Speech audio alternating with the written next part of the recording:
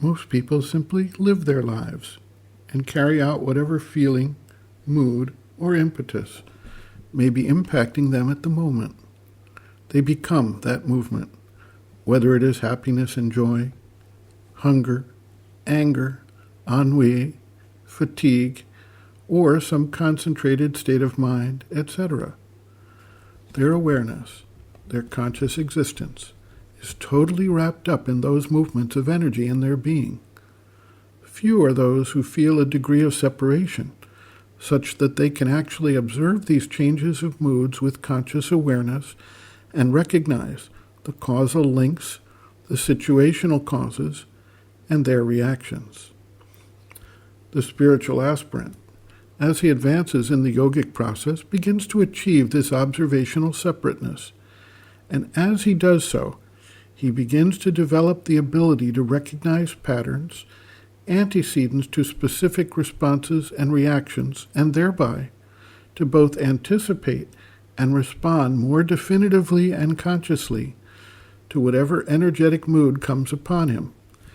He may still experience all of the same things, but he has at least a part of his being that is not totally involved and which can begin to exert its influence and its focus to change the result over time, whether to overcome a particular habit or pattern, or to redirect the energy and attention in the direction of the spiritual quest.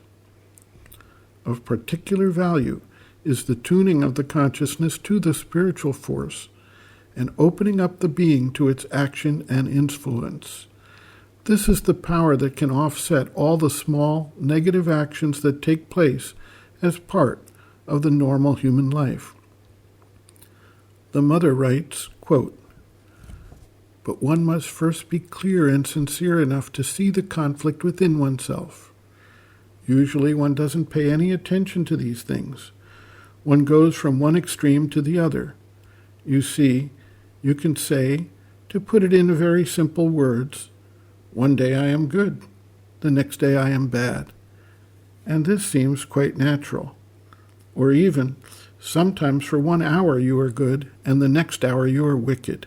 Or else, sometimes, the whole day through one is good, and suddenly one becomes wicked. For a minute, very wicked. All the more wicked as one was good. Only one doesn't observe it. Thoughts cross one's mind, violent, bad, hateful things like that. Usually one pays no attention to it. But this is what must be caught. As soon as it manifests, you must catch it like this." Mother makes a movement, "with a very firm grip, and then hold it. Hold it up to the light and say, 'No, I don't want you. I don't want you. I have nothing to do with this. You are going to get out of here, and you won't return.'" After a silence. And this is something, an experience that one can have daily, or almost, when one has those movements of great enthusiasm, great aspiration, when one suddenly becomes conscious of the divine goal, the urge towards the divine, the desire to take part in the divine work, when one comes out of oneself in a great joy and great force. And then, a few hours later, one is miserable for a tiny little thing.